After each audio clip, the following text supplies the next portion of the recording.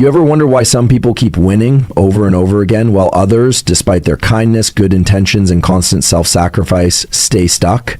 They stay overlooked, ignored, undervalued. It's not because they're not smart. It's not because they're not capable. It's because they're stuck in a loop, a chemical, psychological, behavioral loop.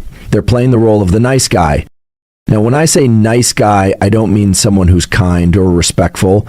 I mean the person who suppresses their needs, who constantly bends, who avoids conflict at all costs, who's terrified of being disliked, the one who says yes when every cell in their body is screaming no. And here's the problem. Biology doesn't reward the nice guy. Nature doesn't care about your intentions. It only responds to action, clarity, and self-directed behavior. The brain is wired to respond to assertiveness, not appeasement. Let's get scientific. The prefrontal cortex, that's your decision-making center, starts losing control when you're in a constant state of people-pleasing. You suppress your true thoughts, your stress rises, your dopamine crashes. Your nervous system shifts into a state of learned helplessness. Over time, you literally rewire your brain to become invisible. You train yourself to be passive, and the world responds in kind. It ignores you. You want to talk about respect? Respect isn't given to the agreeable one. It's given to the one who sets boundaries, who says the uncomfortable truth, who chooses being authentic over being liked. The amygdala, your threat detection system, will light up when you say no for the first time. It'll feel like danger, but it's not danger, it's unfamiliarity. That's your biology resisting change, and you have to move through it anyway. Here's a hard truth most won't tell you. Nobody is coming to validate your life choices. Nobody is handing out rewards for shrinking yourself to make others comfortable. You want growth? Then you need to disrupt the system. That means embracing discomfort, risking disapproval, and standing in your own authority. That means breaking the neurochemical addiction to approval. That's real power. Not dominance over others, but command over yourself. Think of the brain like a muscle. If all you ever do is train the nice circuits, people-pleasing, conflict avoidance, emotional suppression, those are the pathways that get stronger. But if you start exercising assertiveness, truth-telling, and purpose-driven behavior, you begin to rewire. You grow resilience. You build grit. You become someone who can be trusted, especially by yourself. You weren't put here to be a background character in your own life. You weren't built to be liked by everyone. You were built to evolve. And evolution doesn't reward safety. It rewards adaptation, clarity, and courage. Stop being the nice guy. Start being the real one. That's when your nervous system starts aligning with your vision. That's when the world starts paying attention. Do you want to live a life that looks good on the outside or one that feels right on the inside? The choice is yours. But understand, every moment you play nice at the cost of your truth, you're training your biology to betray you. And every moment you choose authenticity, you're training it to set you free. So decide, train accordingly. You have to understand something fundamental about your biology. Your brain does not reward you for being agreeable. It doesn't flood you with confidence or clarity for suppressing your thoughts to make someone else comfortable. What it rewards is alignment. Alignment between what you think, what you feel, and what you do. When you're constantly people-pleasing, there's a massive disconnect across those systems. You're thinking one thing, maybe that you don't agree, that you need space, that you have a boundary, but you're doing the opposite. You nod, you smile, you say yes. That conflict creates neural dissonance. It puts the brain in a subtle but chronic stress response. Cortisol rises. Dopamine drops. Your sense of internal reward, the very system that drives motivation and purpose, starts to shut down. Over time, that habit becomes hardwired. Every time you avoid conflict, every time you silence your own truth, you're reinforcing a pathway in the brain that says, my needs don't matter. You're training your nervous system to perceive assertion as dangerous, even when there's no real threat. The prefrontal cortex, your rational brain, starts losing its influence over your choices. You stop acting with intention and start acting out of fear.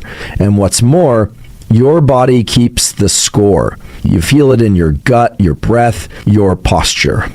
Chronic fatigue, social anxiety, a creeping sense that you're living a life that doesn't really belong to you. This isn't just psychology, it's neurobiology. Your brain is plastic. It adapts to the behaviors you repeat. You're training your nervous system to perceive assertion as dangerous even when there's no real threat. The prefrontal cortex, your rational brain, starts losing its influence over your choices. You stop acting with intention and start acting out of fear. And what's more, your body keeps the score. You feel it in your gut, your breath, your posture. Chronic fatigue, social anxiety, a creeping sense that you're living a life that doesn't really belong to you. Now here's something that most people don't realize. When you play the nice guy, you actually become invisible. Not metaphorically, literally. Your brain starts signaling less presence, less energy, less agency. You step back instead of stepping forward. And the world mirrors that. Socially, neurologically, and even hormonally, you begin to disappear. Let me explain how that works. When you constantly suppress your impulses, your ideas, your desires, you reduce the electrical activity in regions of the brain tied to goal pursuit and dominance behavior. The medial prefrontal cortex, the anterior cingulate, the striatum, all the circuits that light up when you're engaged, assertive, motivated, begin to dim. It's like slowly pulling the plug on your own internal power source. You become someone who's there, but not really. You're part of the group, but never the leader. You're in the room, but no one turns to you for direction, for truth, for strength. Why? Because you've trained them not to. Through every small silence, every unnecessary apology, every moment you held back a perspective to avoid friction, you sent a signal. I'm not a force to be reckoned with, and biology responds to force. It responds to clarity, to grounded presence, not to passive compliance. And here's what's wild. The more invisible you feel, the more your nervous system starts encoding that as identity.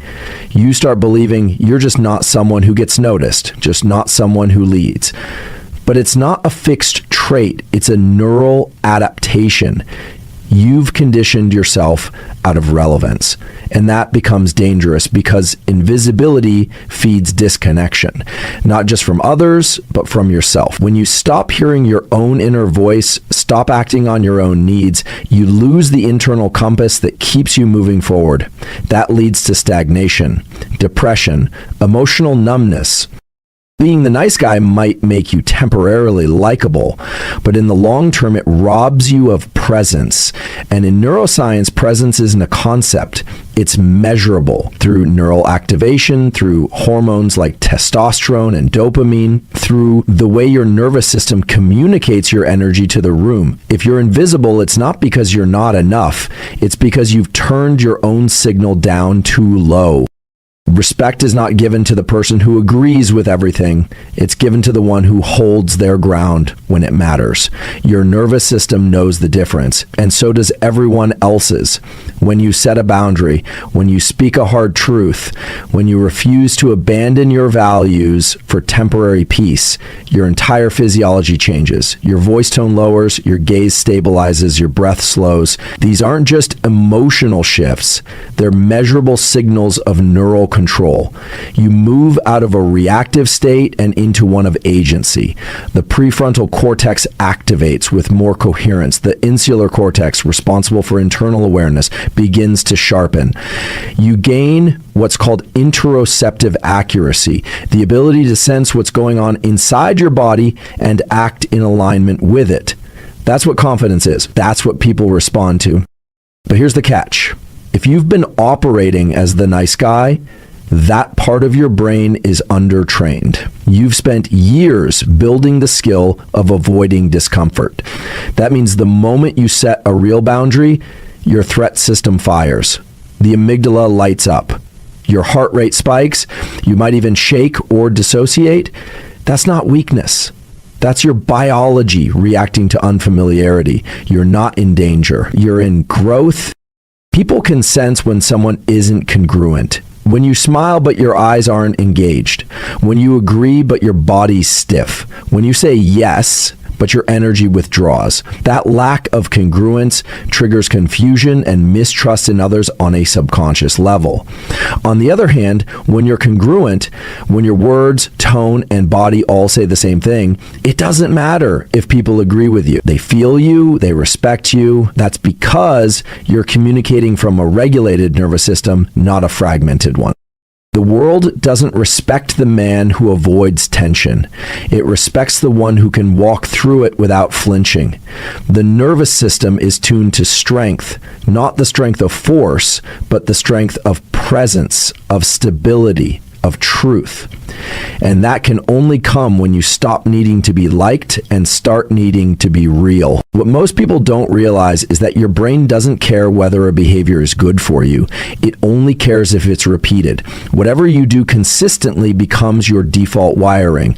So if you're constantly avoiding conflict, apologizing for things that aren't your fault, holding back opinions to avoid rocking the boat, you're not just making a social decision, you're physically altering the architecture of your brain. You're reinforcing neural pathways that encode passivity, hesitation, self-doubt. The synapses fire together, the circuits lock in, and over time, the behavior becomes automatic. You're not choosing it anymore, it's choosing you. Now, the same way you can train weakness, you can train strength. Every time you speak up, even if your voice shakes, you're laying down a new track in your nervous system. Every time you say no, every time you lean into discomfort, you're forcing your brain to adapt. And this is where the science becomes empowering. The brain is plastic. It's moldable. It's responsive to effort and repetition. That means the nice guy pattern is not who you are, it's just what you've rehearsed. And you can rehearse something new.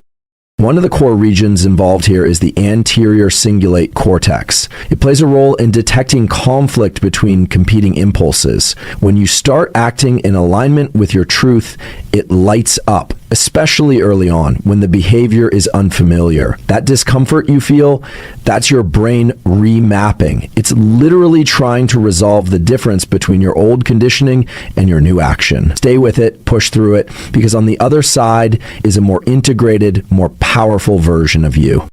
You don't rise to the level of your potential, you fall to the level of your training. And if you've trained yourself to be quiet, agreeable, invisible, then that's where you'll stay. But if you start training authenticity, decisiveness, and embodied presence, the nervous system evolves. The circuits of power get stronger, and eventually, you don't have to force it, it just becomes who you are. The first time you say no, when you're used to saying yes, your body won't feel relief. It will feel like danger. And that's not a sign that you're doing something wrong. That's the amygdala firing. That's your threat detection system alerting you, not because you're unsafe, but because you're doing something unfamiliar. And your nervous system doesn't distinguish well between unfamiliar and dangerous. It treats both the same, especially when those unfamiliar actions challenge your core identity. If you've spent years being the nice guy, the helper, the agreeable one, then saying no feels like you're violating a rule that your entire sense of safety is built on. But the rule is outdated. It was built in childhood or early relationships or environments where being quiet kept you safe. It served a purpose once. It doesn't anymore. From a neurobiological standpoint, discomfort is a signal of neural reorganization. The moment you start changing a behavioral pattern, you're interrupting deeply established pathways. This triggers a stress response. You'll feel your chest tighten, your stomach clench, your heart race. That's your autonomic nervous system adjusting. But if you can stay with the discomfort, breathe through it, regulate it, you start teaching your brain that this new behavior is not only safe, but effective. You start lowering the threat response over time. That's how you rewire. This process is called extinction learning. You're deactivating the old fear circuits by exposing yourself to the new behavior without the expected negative outcome.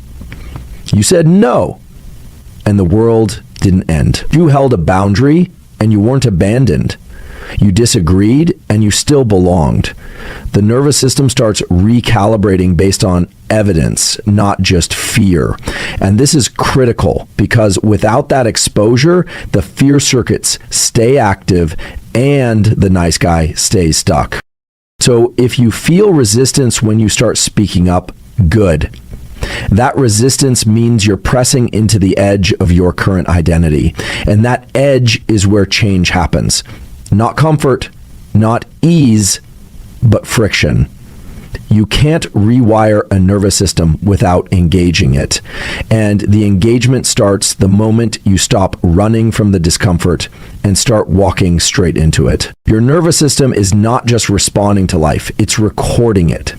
Every choice you make, every word you speak or swallow sends a signal through your body about what matters and what doesn't. And over time, your system learns. It adapts. So when you repeatedly put other people's needs before your own, when you lie to keep the peace, when you avoid speaking your truth to avoid tension, your nervous system encodes that behavior as safety. Not because it's healthy, but because it's consistent. And consistency, not correctness, is what trains your biology. Here's what happens neurologically. Each time you suppress your authentic response, the brain strengthens pathways tied to inhibition. It reinforces the idea that silence equals survival. But what's more concerning is what happens to your sense of self. The insular cortex, responsible for internal awareness, your ability to feel and interpret your emotions, begins to dull.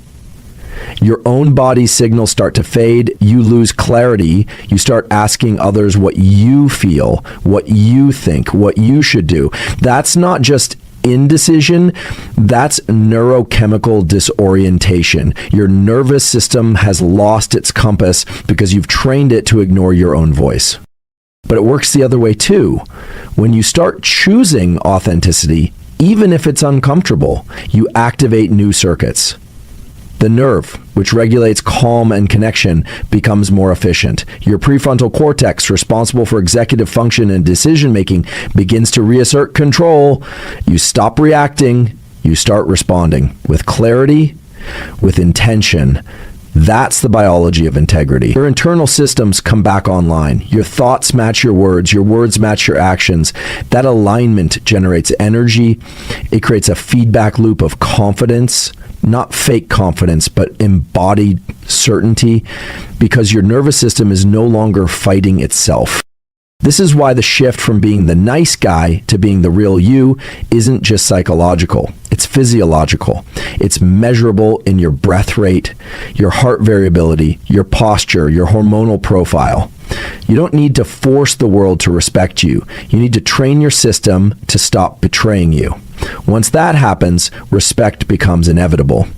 Every single time you abandon your boundary to keep the peace, you're not just compromising in the moment, you're setting a precedent. You're training people through your behavior how to treat you.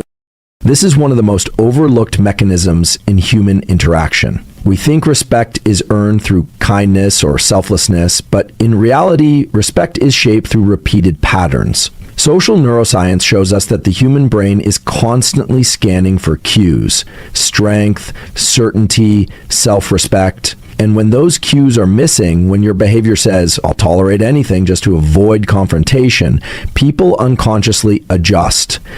They stop asking what you want. They stop listening when you speak. They start treating you as optional, not because they're malicious, but because that's the role you've rehearsed in the relationship.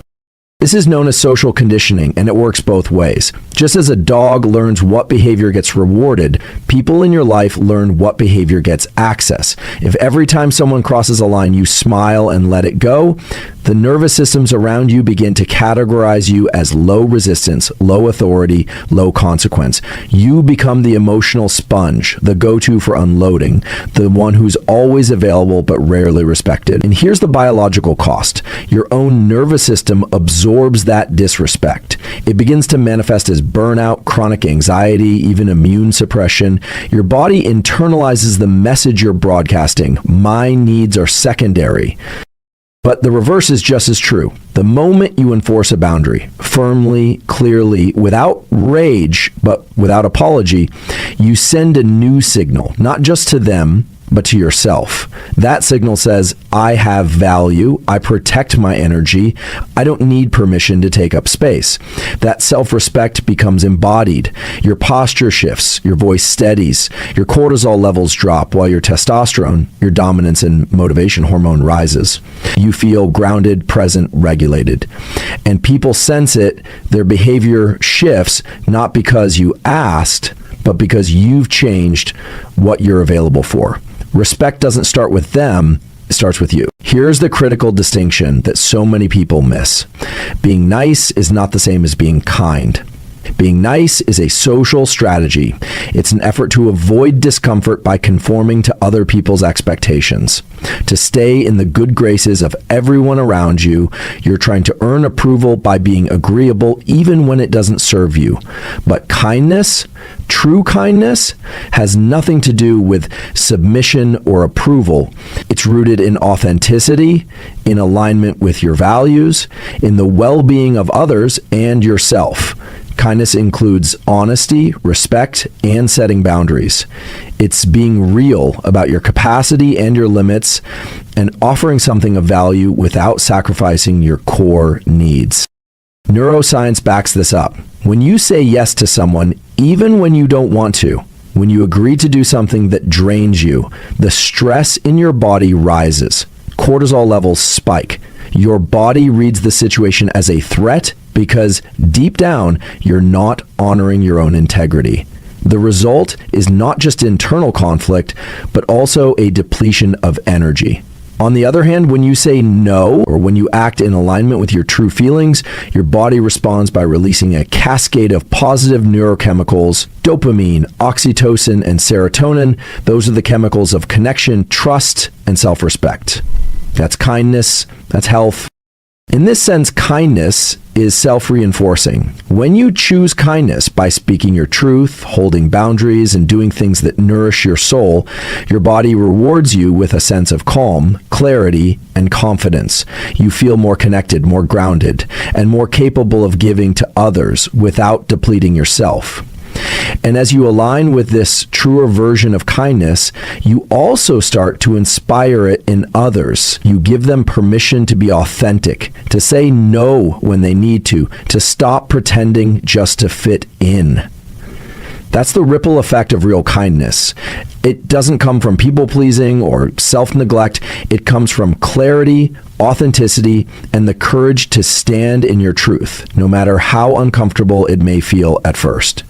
You need to understand this deeply. Nobody is coming to validate your choices. No one is handing out awards for playing it safe, for shrinking yourself, for waiting for someone to recognize your worth. Life does not operate on a merit-based system of kindness. It operates on a system of action, of visible, concrete results. And when you're busy being the nice guy, you're essentially waiting for someone to recognize how much you're sacrificing, how much you're giving. But here's the harsh truth. People rarely acknowledge that level of self-sacrifice, especially when it's tied to inauthentic behavior. Instead, they sense your passivity and, more often than not, they take it for granted. This isn't just psychological, it's biological. When you're constantly deferring to others, when you're waiting for approval, your brain goes into a mode of external validation. Your prefrontal cortex, responsible for high-level decision-making, planning, and self-control, loses its grip on your behavior. Instead, you start outsourcing your sense of self to the people around you. This is why you can feel overwhelmed, uncertain, and even resentful, because your brain has been conditioned to look outside yourself for answers. And the more you do this, the more you feed your own sense of invisibility. You start to depend on others to give you the emotional cues of worthiness, but they don't. Instead, you feel like you're always chasing something you can never quite reach. That's because you're looking in the wrong place. The key to your sense of validation is not found outside you. When you start to set boundaries, when you stop seeking approval for every decision you make, when you start acting on your own truth regardless of others' reactions, you reclaim that internal compass. Your brain and your body react to that shift in a profound way. The dopamine system that once responded to others' approval will now respond to your actions, your decisions, your alignment with what you need and believe. That's when you begin to live in accordance with your own principles. That's when your life takes on a new momentum, because you're no longer waiting for validation, you're generating it from within. And that's the most powerful kind of validation you'll ever get. When you start choosing authenticity, especially when it feels uncomfortable, something incredible happens in your brain. Neuroplasticity kicks in. Neuroplasticity is the brain's ability to reorganize itself by forming new neural connections.